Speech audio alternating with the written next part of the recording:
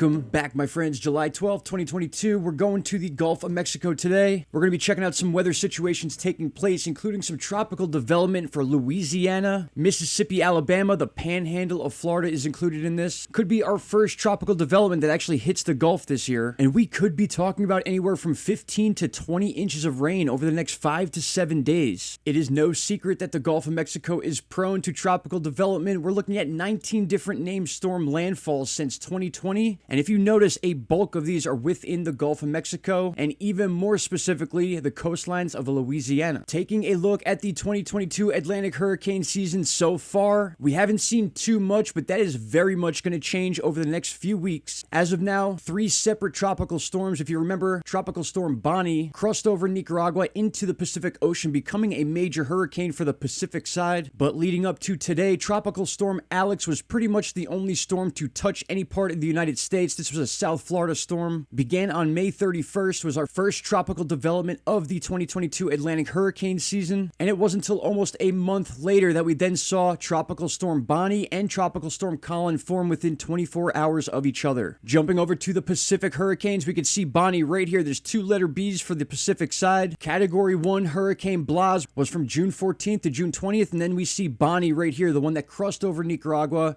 July 2nd through the 9th, became a major Category 3 hurricane. Now, we're also going to talk about the Pacific side because we have some development going on there that's pretty significant. The current GFS shows Hurricane Darby out there, a major Category 4 hurricane. Now, this is not a terrible situation because there's no land within the vicinity of this hurricane right now. Just the fact that it's a major hurricane is definitely going to give it some airtime within different weather channels. If we jump over to the chart that shows Hawaii, we can see that this thing almost reaches Hawaii as a tropical system. Will more than likely break up before reaching the shores of the main island there. You can see that passing right underneath to the south around July 18th. That is a 6-day track, so there still is plenty of room for change. But as we know, as these storms get out into the middle of the Pacific Ocean, they do tend to die down at least this time of year. Now, we'll get back to the Pacific situation in just a moment, but I want to finish telling you about the Gulf of Mexico. You can see right here, we're at a 30% chance of cyclone formation. This is a very, very prone area right now as we speak. As we look at the tropical intensity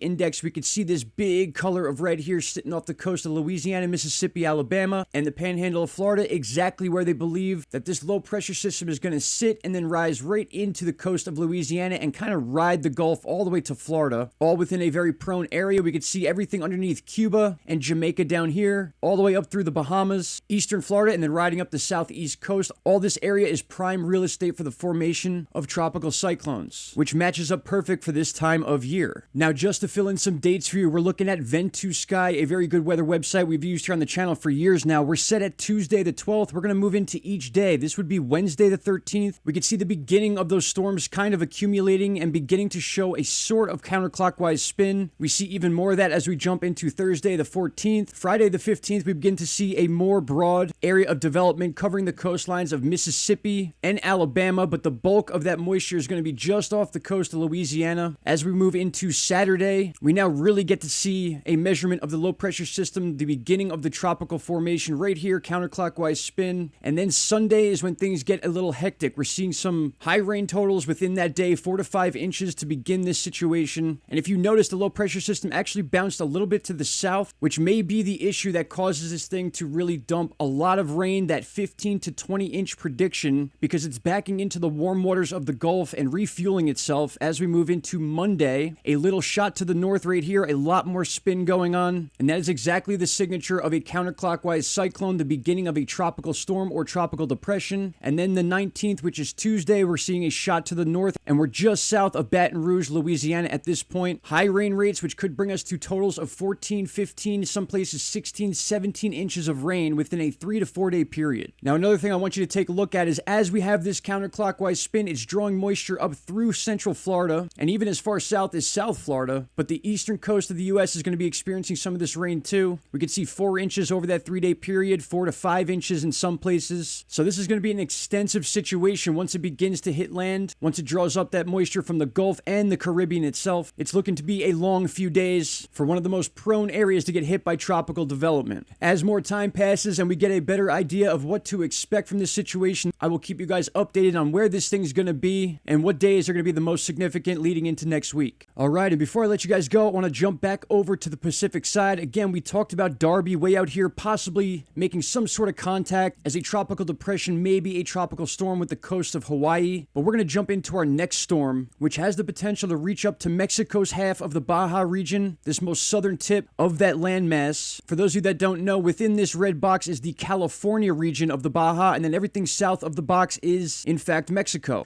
Now, even though California hasn't seen any sort of tropical storm or anything of that nature for a long time, we can see right here, October 1st, 2018, Hurricane Rosa brought scattered thunderstorms to parts of Southern California as a tropical storm, triggering flash flood watches in San Diego County. Now, that wasn't too bad, and the last time there was ever a significant cyclone situation for the state of California, which this storm will more than likely not hit, but it's close enough to talk about. It says right here, a hurricane landfall on California is very unlikely, but it's not impossible. In fact, there was one in 1858, which became known as the San Diego hurricane after making landfall in California and producing significant wind damage. Now, what I'm talking about here is the formation of Hurricane Estelle, and that's going to come on the heels of Darby. As we can see right here, the low pressure system forms in about 2.5 to 3 days just to the west of Nicaragua, almost following the same path as Bonnie to begin its lifespan. And then as time goes on, we see this thing launch into a major hurricane coming right up to the southern Baja region, in fact, skimming the southern edge of the Baja, which could cause some significant damage. We'll wrap this up here on Ventu Sky because you can get a really good idea of the movement of what they project this storm to do. It's kind of interesting, actually, so we'll go day by day. Here is Thursday the 14th, not much development to look at. This would be Friday the 15th. We begin to see that northern movement could affect parts of southern Mexico. Saturday the 16th, we start to see the formation, that counterclockwise spin. A little more development again,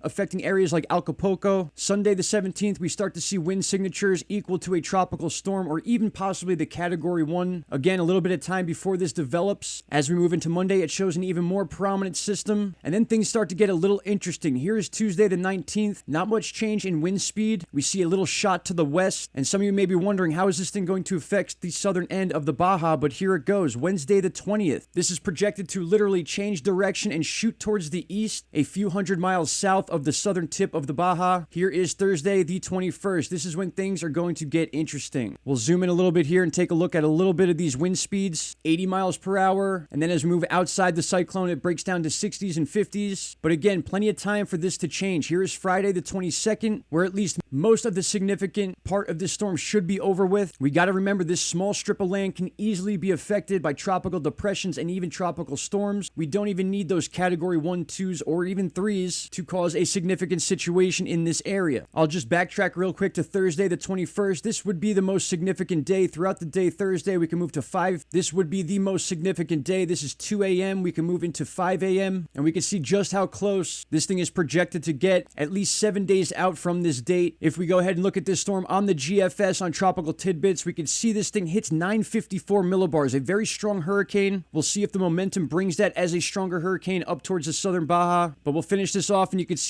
it's showing just a clip of that area, but definitely close enough to cause significant wind, beach erosion, flash flooding, you name it, it could possibly happen with this storm. Once again, this would be Hurricane Estelle, the letter E storm for the 2022 Pacific set of names, and I'm fairly confident it will not be the end. This entire area of the Pacific side of the Caribbean is highlighted in red, absolutely prone area for tropical cyclone development. All right, my friends, I hope that wasn't too quick to follow. A lot of information in this video. Once again, tropical depression could form near the Gulf Coast over the next few days. This will probably be one of the top stories in weather, besides the heat wave that is still settling over Texas and the eastern part of Louisiana. That has also been a big deal going on in the United States. As I said before, I will keep you guys all posted on the Gulf situation and the Pacific side hurricanes. Any significant changes I'll bring you later on today. If not, I want to thank you all for taking the time to watch this video. Questions or concerns, leave down below. Let me know what you think. Shout out to Canada, and I will see you all in the next video. Take care. Bye-bye. Stop right there, my friends. If you have not already, click that subscribe button and don't forget to hit the bell icon. Click all and you will get all notifications from this channel. And trust me, you won't be disappointed.